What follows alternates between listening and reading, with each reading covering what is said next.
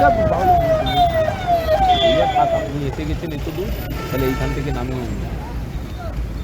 शुभेंदु दास स्वागतम, शुभेंदु दास स्वागतम, स्वागतम। ঘর ছাড়া বিজেপি কর্মীদের দেখা করতে এলেন শুভেন্দু অধিকারী। পূর্ব বর্ধমান জেলা বিজেপি কার্যালয়ের অফিসে বিজেপির ঘর ছাড়া কর্মীদের কিছু আর্থিক সাহায্য দিলেন এবং জামাকাপড় এবং যে তৃণমূল নেতাদের বিরুদ্ধে অভিযোগ তাদের বিরুদ্ধে হাইকোর্ট মামলা করবেন এমনই জানালেন শুভেন্দু অধিকারী।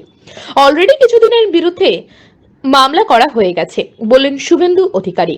শুধু তাই নয়, তিনি বললেন এবারের ভোটে রাজ্য পুলিশ কেন্দ্র পুলিশকে ব্যবহার করেছে, কেন্দ্রীয় বাহিনী যেখানে দায়িত্ব দেবার কথা সেখান থেকে দূরে সরিয়ে রেখে নিজের কাজ গুছিয়েছে।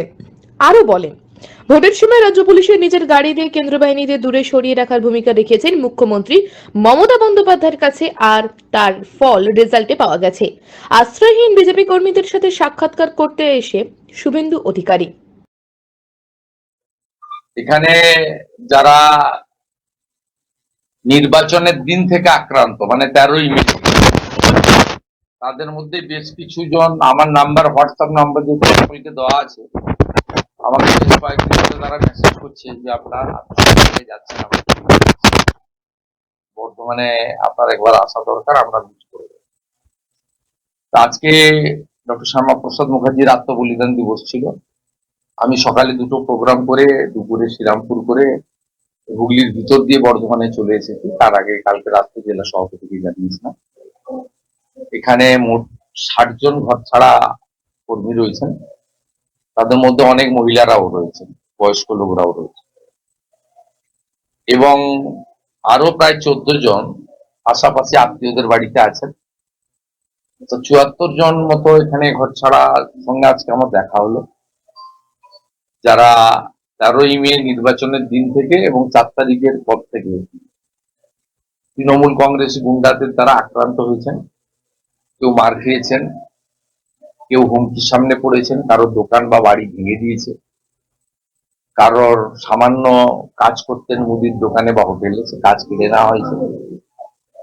তাদেরকে প্রকাশ্যে বলা হয়েছে যে 2021 সালের মতো তোমাদের দেখতে পেলে খুন করব, এবং সেই সময়কালে পুলিশের পক্ষ থেকে ডায়েরি পর্যন্ত নেওয়া হয়নি। পরে অবসরকালীন বিচারপতি সম্মানীয় কৌশিক চন্দ্র মহোদয়ের বেঞ্চ দুটো মেল আইডি ডিজিপির দেয়, তাতে কিছু অভিযোগ যায়। সেই অভিযোগকেও ঠিকমতো এন্টারটেন এখানকার পুলিশ প্রশাসন করেনি। পরবর্তীকালে প্রধান বিচারপতির বেঞ্চে জনস্বার্থের মামলা হয় একাধিক, তার মধ্যে আমিও ছিলাম। প্রধান বিচারপতির পক্ষে মাননীয় হরিশ ট্যান্ডন সম্মানীয় বিচারপতির যে বেঞ্চ, ডবল জাজেস বেঞ্চ, সেই বেঞ্চ থেকে কিছু অর্ডার হয়েছে এবং সেন্ট্রাল কোর্টের এক্সটেনশনও হয়েছে। 26 তারিখ সেই মামলা আছে, এবং 26 তারিখের মধ্যে রাজ্য পুলিশকে একদম সুনির্দিষ্ট নির্দেশ দিয়েছেন উচ্চ ডিভিশন বেঞ্চ, সমস্ত ঘর ছাড়াদের প্রোটেকশন দিয়ে বাড়ি দিতে যেতে হবে। আমরা আশা করব, এখনো তো 2 দিন বাকি আছে, বুধবার 26 তারিখ, সবাইকে বাড়িতে ঢোকানোর তারা ব্যবস্থা করবেন, নিরাপত্তা দেওয়ার ব্যবস্থা করবেন। পূর্ব বর্ধমান থেকে নিজস্ব প্রতিনিধির রিপোর্ট, টিভি নিউজ 10।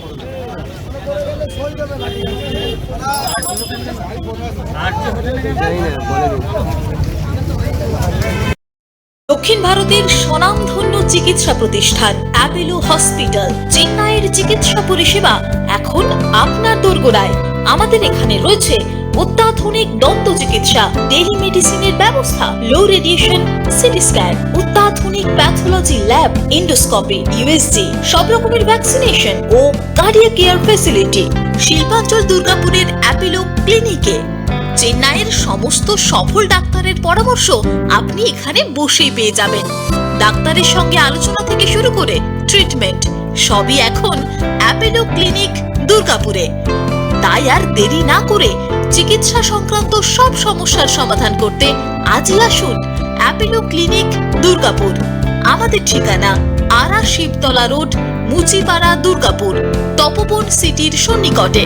যোগাযোগ এবং বুকিং নাম্বার 8927800447, এছাড়াও 8670909033। সবার আগে খবরের আপডেট পাওয়ার জন্য সাবস্ক্রাইব করুন আমাদের ইউটিউব চ্যানেল এবং ক্লিক করুন বেল নোটিফিকেশন আইকনে।